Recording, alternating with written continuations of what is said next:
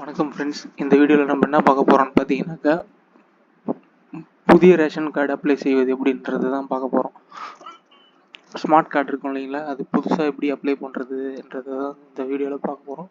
அதுக்கு நான் official website போய்க்கும். அதுக்கு ஃபஸ்ட்டு நீங்கள் கூகுள் போயிட்டு tnpds.gov.in கொடுத்துக்கோங்க.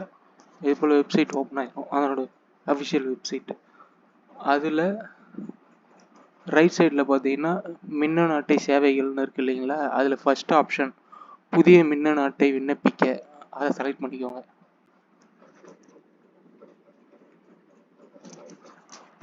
செலக்ட் பண்ணதுக்கப்புறம் இது போல் அப்ளிகேஷன் ஃபார்ம் ஓப்பன் ஆயிரும். இந்த அப்ளிகேஷன் ஃபார்மில் பார்த்தீங்கன்னா டிஃபால்ட்டாகவே புதிய மின்னணு அட்டைக்கான விண்ணப்பம்னே இருக்கும்.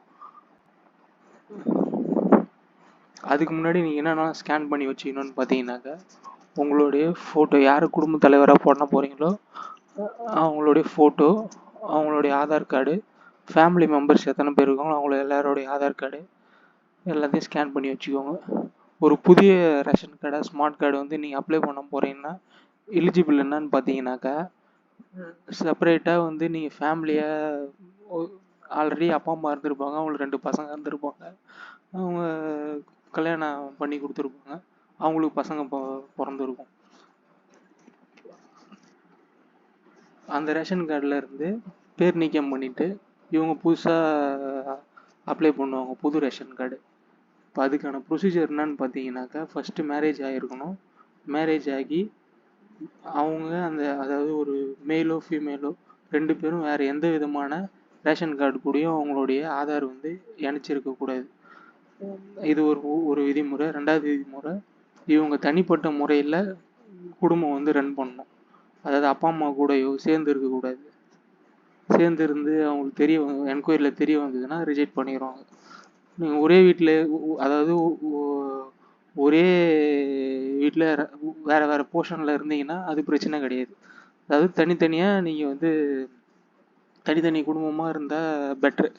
அதுக்கு ப்ரூஃபாக என்னென்ன வைக்க சொல்கிறாங்கன்னு பார்த்தீங்கன்னாக்கா, மேரேஜ் சர்டிஃபிகேட்டு, ரிஜிஸ்டர் சர்டிஃபிகேட்டு, அப்படி இல்லைன்னா கல்யாண பத்திரிக்கை. அதுக்கப்புறம் நீங்கள் தனியாக ஃபேமிலி நீங்கள் ரன் பண்ணுறீங்கன்ற ப்ரூஃப் என்னன்னு பார்த்தீங்கன்னாக்கா, அதுக்கான கேஸ் பில்லு உங்கள் பேரில், அதாவது யார் பதிகிறீங்களோ, புது ரேஷன் கார்டு யார் பதிவு போகிறீங்களோ அவங்க மனைவி பேர்லேயோ இல்லை கணவர் பேர்லேயோ கேஸ் கனெக்ஷன் தனியாக இருக்கணும், செப்பரேட் கனெக்ஷன் இருக்கணும். அப்படி இருந்தால் மட்டும்தான் இப்போ வந்து கொடுக்குறாங்க. அதை நீங்கள் பார்த்துக்கோங்க. இதெல்லாம் இருந்ததுன்னா அப்ளை பண்ணுங்கள், இல்லைன்னா கண்டிப்பாக பண்ணாதீங்க, ரிஜெக்ட் ஆகும். அதே போல் ஒரு அப்பா அம்மாவுக்கு 2 பசங்க, 2 ஆம்பளை பிள்ளைங்க இருக்கிறாங்கனாக்கா, அதில் ஒரு பையன் மட்டும்தான் தனியாக பிரிஞ்சு வேறு ஒரு குடும்ப ரேஷன் கார்டு, வேறு ஒரு புது ரேஷன் கார்டு அப்ளை பண்ணலாம். அப்பா அம்மா கூட ஏதாவது ஒரு பையன் வந்து கூட இருக்கணுன்ற மாரி ஒரு கட்டுப்பாடு வச்சுருக்கிறாங்க. அதையும் பார்த்துக்கோங்க. இந்த வெப்சைட் உள்ளே போனதுக்கப்புறம் ஃபேமிலி மெம்பர் யாரை வந்து குடும்ப தலைவராக பண்ண போகிறீங்களோ அவங்களுடைய பேர் இதில் ஃபஸ்ட்டு போட்டுக்கோங்க. அவங்களுடைய ஃபோட்டோ, அவங்க ஆதார் கார்டு ஸ்கேன் பண்ணி வச்சுக்கோங்க. அவங்க நேம் இதில் ஃபஸ்ட்டு போட்டுக்கோங்க.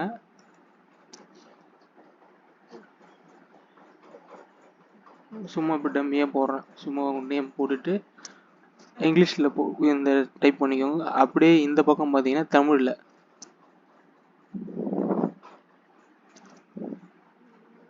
எக்ஸாக்டாக தமிழில் என்ன ஸ்பெல்லிங்கோ அதை கொடுத்தோம். அவருடைய அப்பா பேர், குடும்ப தலைவருடைய அப்பா பேர்.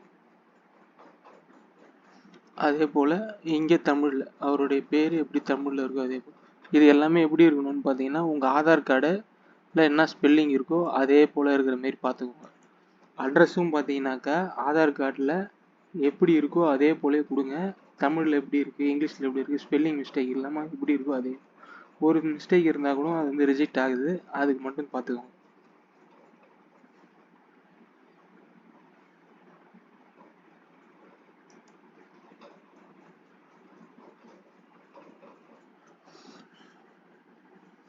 இங்கே அட்ரஸ் லைன் 1ல் வந்து உங்கள் வீட்டோடைய நம்பர் கொடுத்துக்கோங்க.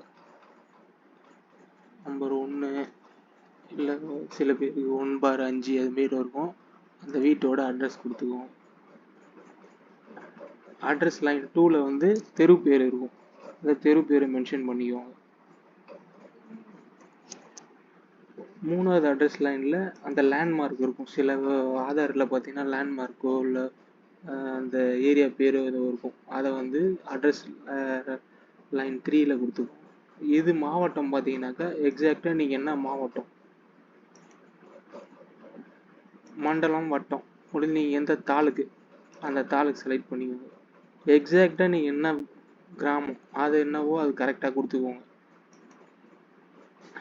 சில இது இந்த லிஸ்ட்டில் வரல, உங்கள் கிராமம் எக்ஸாக்டாக உங்கள் கிராமம் இதில் வரலனாக்கா உங்களுக்குன்னு தனியாக ஒரு கிராமத்தில் போய் நீங்கள் ரேஷன் கடை பொருள் வாங்குவீங்க. அந்த கிராமம் இருக்குதான்னு பார்த்துக்கோங்க. பெரிய கிராமம் அதை செலக்ட் பண்ணிக்கோங்க.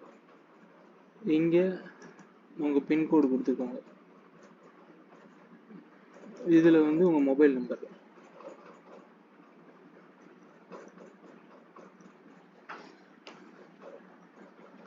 இதில் ஃபஸ்ட்டு நம்ம கொடுக்க போகிறது யாரோட டீட்டெயில்னு பார்த்தீங்கன்னாக்கா குடும்ப தலைவரோட டீட்டெயிலை தான் கொடுப்போம். கொடுத்துட்டு பதிவேற்றம்னு இருக்குது இல்லைங்களா, அதில் போயிட்டு அவங்க ஃபோட்டோவை ஸ்கேன் பண்ணி வச்சுக்கோங்க. அந்த ஃபோட்டோவை இதில் வந்து அப்லோட் பண்ணணும். இந்த ஆப்ஷனில் அப்லோட் பண்ணணும்.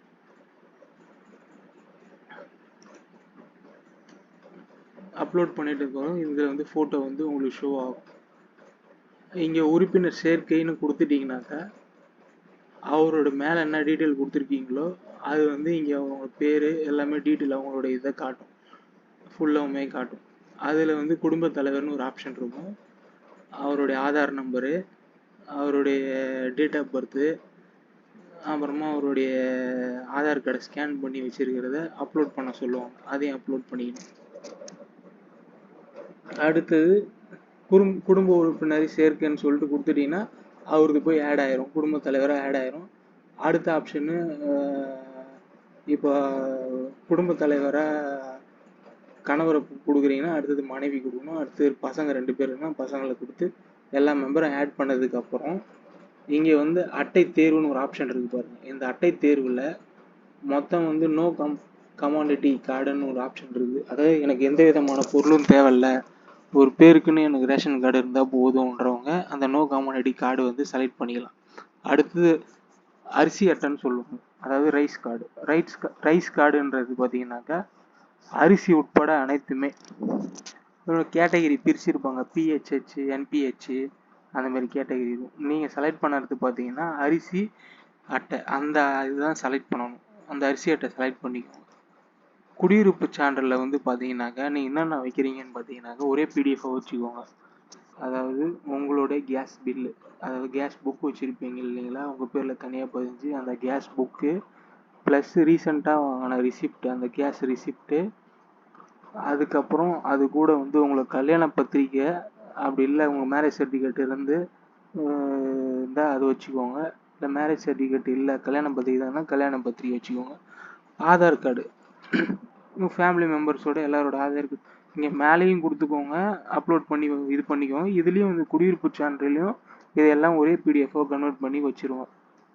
அதாவது ஃபஸ்ட்டு உங்கள் கேஸ் புக்கு ப்ளஸ் உங்கள் ரீசெண்ட்டு கேஸ் பில்லு இன்வாய்ஸு, அது கூட வந்து கல்யாண பத்திரிக்கை இல்லைன்னா மேரேஜ் சர்டிஃபிகேட்டு, அதுக்கப்புறம் ஃபேமிலி மெம்பர்ஸ் எல்லாரோடைய ஆதார் கார்டு ஒரே பிடிஎஃபாக வச்சு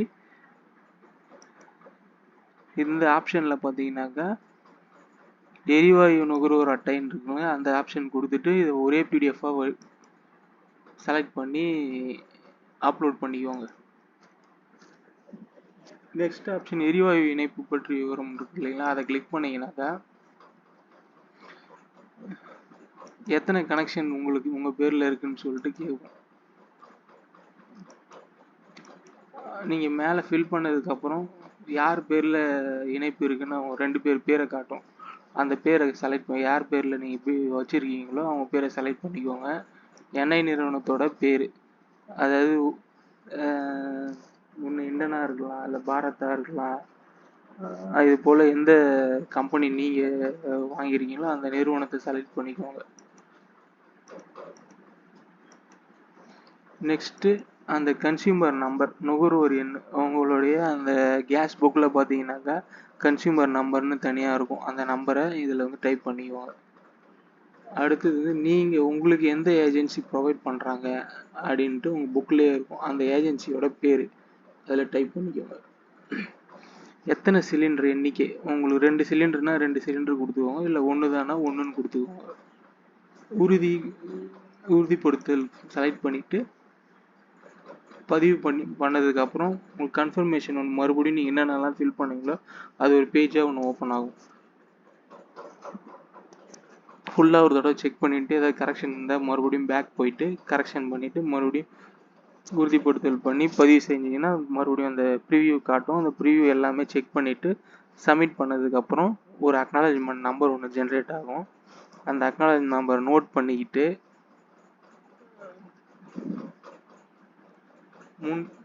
முகப்புக்கு வந்துட்டீங்கன்னாக்கா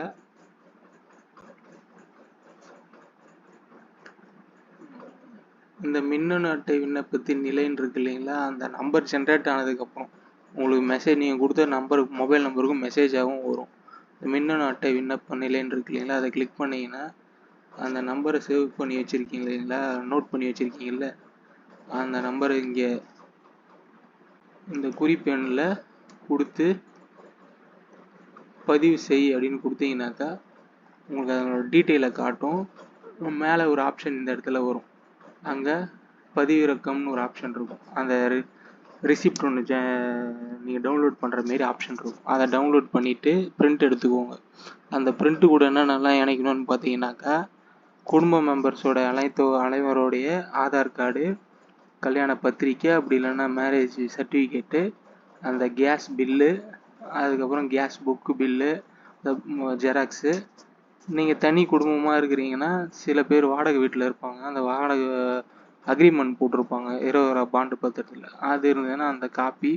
இதை எல்லாமே வச்சு உங்கள் தாலுக்கா ஆஃபீஸில் போயிட்டு தனியாக குடிமை பொருள்னே ஒரு தனி செக்ஷன், ரேஷன் கார்டுக்குன்னு தனி செக்ஷன் இருக்குது, அந்த செக்ஷனில் போயிட்டு நீங்கள் சப்மிட் பண்ணிக்கோங்க.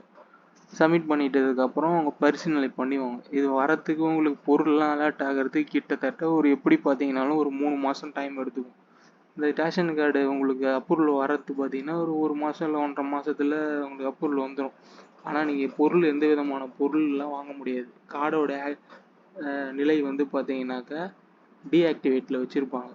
முடக்கு அப்படின்ற ஆப்ஷனில் இருக்கும். நீங்கள் உள்ள ஆன்லைனில் போய் செக் பண்ணிங்கனாலும் அது ஆக்டிவ் ஆன செயலில்னு வந்ததுக்கப்புறம் ஆக்டிவ் ஆன பிறகு தான் நீங்கள் வந்து சம்மந்தப்பட்ட உங்களுடைய ரேஷன் கடையில் போய் உங்கள் கைரேகை வச்சு பொருள் வாங்க முடியும். இல்லை அது செயலில் ஆக்டிவ் ஆகாத வரையும் நீங்கள் பொருள் வாங்க முடியாது. ஓகே ஃப்ரெண்ட்ஸ், இதில் ஏதாவது டவுட் இருந்தால் நீங்கள் கமெண்ட் பண்ணுங்கள். ஏதாவது என்னால் முடிஞ்ச அளவுக்கு அதை கிளியர் பண்ணுறேன். ஓகே ஃப்ரெண்ட்ஸ், இதை பற்றின டீட்டெயில்ஸ் வேறு ஏதாவது தேவைப்பட்டால் கேளுங்க, கமெண்டில் கேளுங்க. வீடியோ பிடிச்சிருந்தால் லைக் பண்ணுங்கள், ஷேர் பண்ணுங்கள், சப்ஸ்கிரைப் பண்ணுங்கள். Okay, thank you friends.